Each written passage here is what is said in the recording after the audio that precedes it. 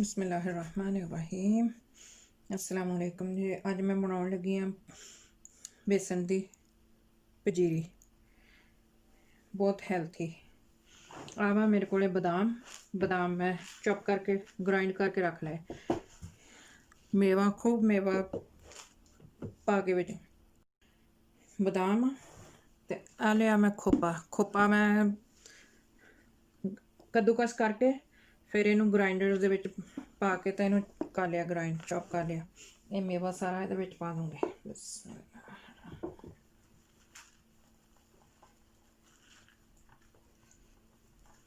आ लिया मैं पिस्ता थोड़ा लिया वा, बादाम ते खोपा ज़्यादा खोपा वा, पिस्ता भी ये पा देंगे। हम चलते हैं टिक्कियां बनाने, बेसन घोलन। इधर ऑयल रखा था, ऑयल के नीचे फायर ऑन कर देने। ऑयल गर्म होने ले, ऑयल गर्म होता उन्नी देर बेसन घोल लें।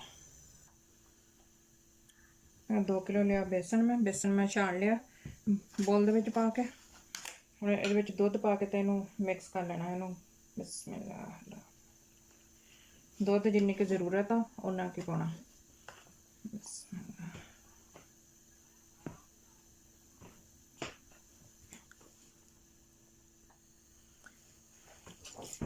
दुध दे नाल गुन लिया, इस तरह होना चाहिए है।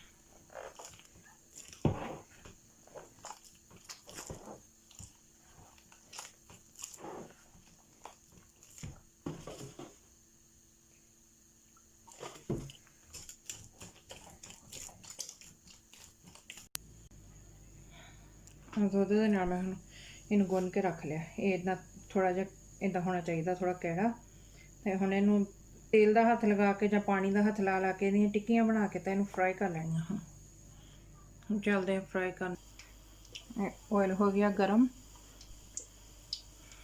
स्लो मीडियम हीट ते इनू कुक करना पकाना वा। तो ये जो बिच ताई पक जाए। ऑयल लगा के तो इहदियां इस तरह टिक्कियां बना के पतलियां पतलियां इहदे विच इस तरह छड़ी जानियां, फ्राई करनियां।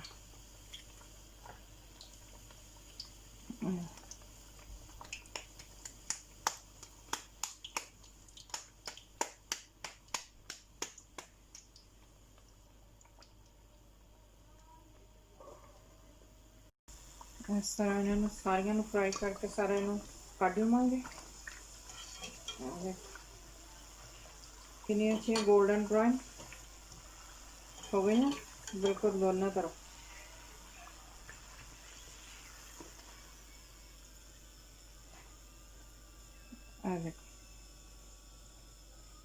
नाल दूसरियां पाई जानियां ते ये भी मैं ग्राइंड करी जानी। इहदे विच होर पा के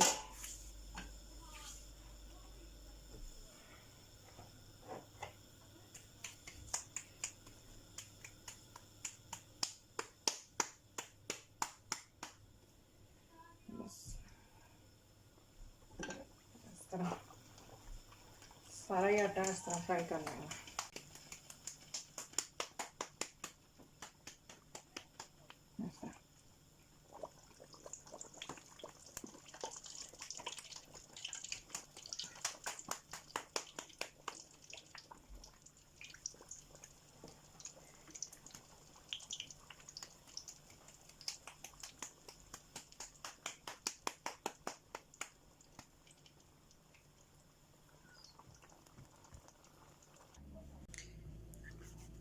इन्हों इस तरह बिचों ये पक्कियां ही मैं इस तरह तोड़ के ना ये पा के तो यह करनियां ग्राइंड। हम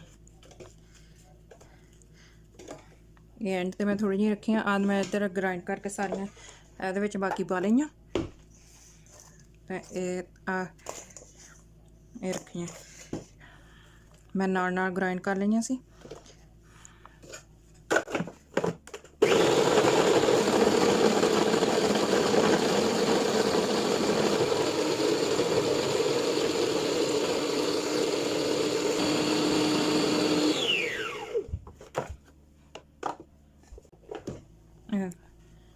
ਗ੍ਰਾਈਂਡ ਹੋ ਗਿਆ ਬਿਲਕੁਲ।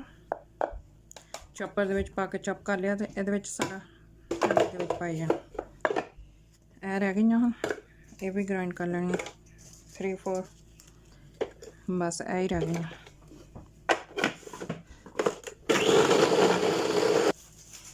ਸਾਰਾ ਮੈਂ ਇਹ ਬੇਸਣ 2 ਕਿਲੋ ਬੇਸਣ ਸੀਗਾ, ਇਹਨੂੰ ਗ੍ਰਾइंड कर लिया इस तरह चॉपर च पा के कर लिया। हुण इहनूं चुल्हे ते रख के इहनूं थोड़ा होर पकाउने। इहदे नीचे मैं फायर ऑन कर लिया ते फायर ऑन करके हुण इह इस तरह मिक्स करी जानी है, नीचे ना लगे। स्लो थोड़े जिहे फायर ते इह हुण इस तरह भुन्ननी है। फिर हुण मैं इहदे विच पाऊंगी घी, देसी घी। फायर नीचे आउण, थोड़ा जिहा इदां ड्राई भुन लई है, थोड़ा जिहा सेक लवा लिया। हुण इहनूं विच घी पा के फिर इहनूं भुनदे आ। बस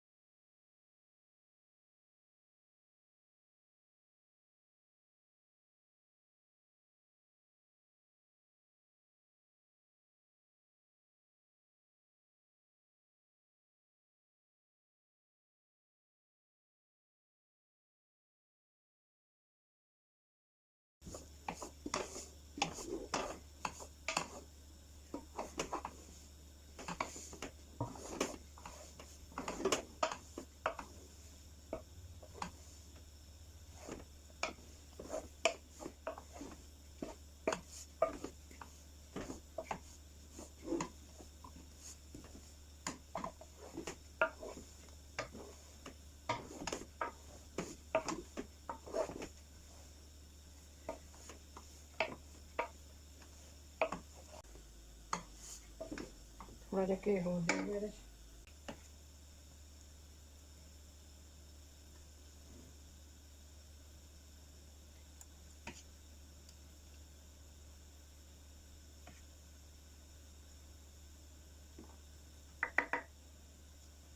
ਇਹਦੇ ਵਿੱਚ ਮੇਵੇ ਵੀ ਪਾਉਣੇ ਆ, ਮੇਵਿਆਂ ਨੇ ਵੀ ਘੇ ਪੀਣਾ।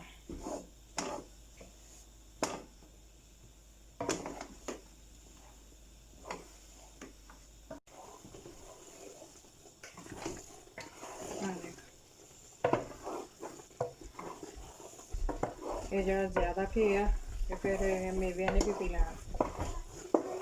ਟੇਬਲ ਤੇ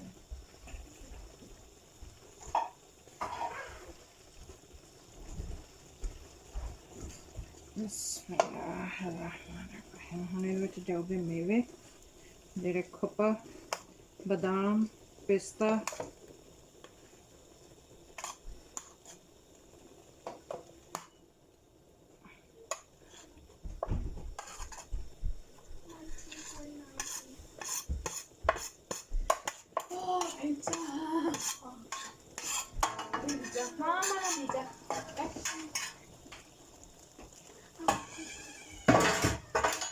ਹੁਣ ਥੋੜਾ ਜਿਹਾ ਮੇਵਾ ਪਾ ਕੇ ਇਹਦੇ ਵਿੱਚ ਭੁੰਨਣਾ ਪੈਣਾ ਹੈ। ਮੇਵੇ ਨੂੰ ਥੋੜਾ ਜਿਹਾ ਭੁੰਨਦੇ ਸਲੋ ਫਾਇਰ ਤੇ। ਫਿਰ ਇਹਦੇ ਵਿੱਚ ਸ਼ੂਗਰ ਮੇਵਾ ਮਿਕਸ ਕਰ ਲਿਆ।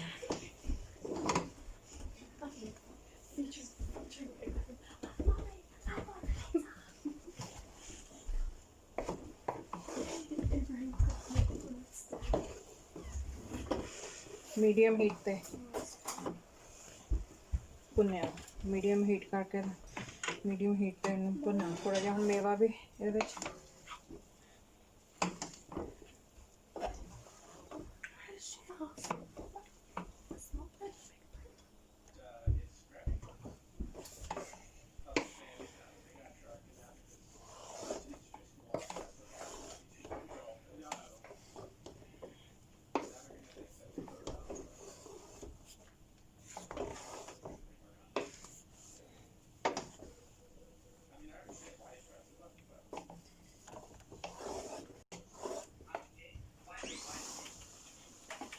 मेवे पा के भी थोड़ा जिहा भुन लिया। हुण इहदे शुगर भी पाने। मेवे भी गर्म हो गए। शुगर अपने टेस्ट के हिसाब नाल।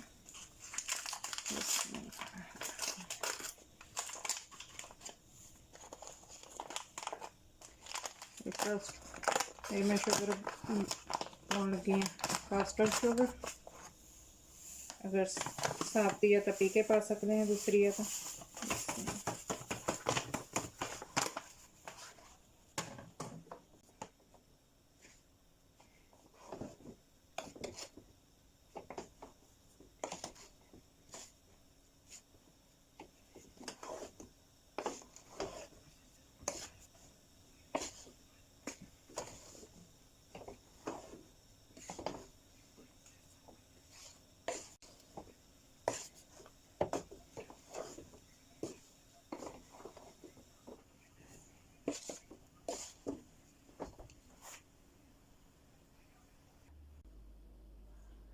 बिल्कुल तैयार है। मेरे को ये लड्डू बटने, लड्डू भी बट सकते हैं, बना सकते हैं। इनू इस तरह ही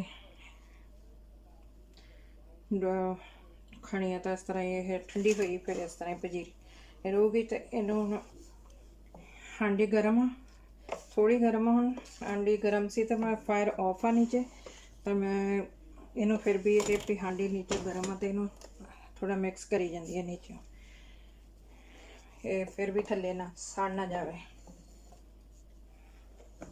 मिक्स कर दी ने बाहर भी बहुत कर दी है।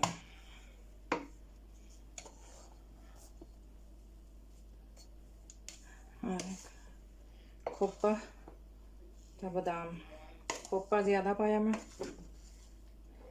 खोपे का टेस्ट भी बहुत अच्छा लगता है। खोपा ज़्यादा होंगे तो खोपे का टेस्ट बहुत ये सोहना लगता, बहुत नाइस, अच्छा टेस्ट।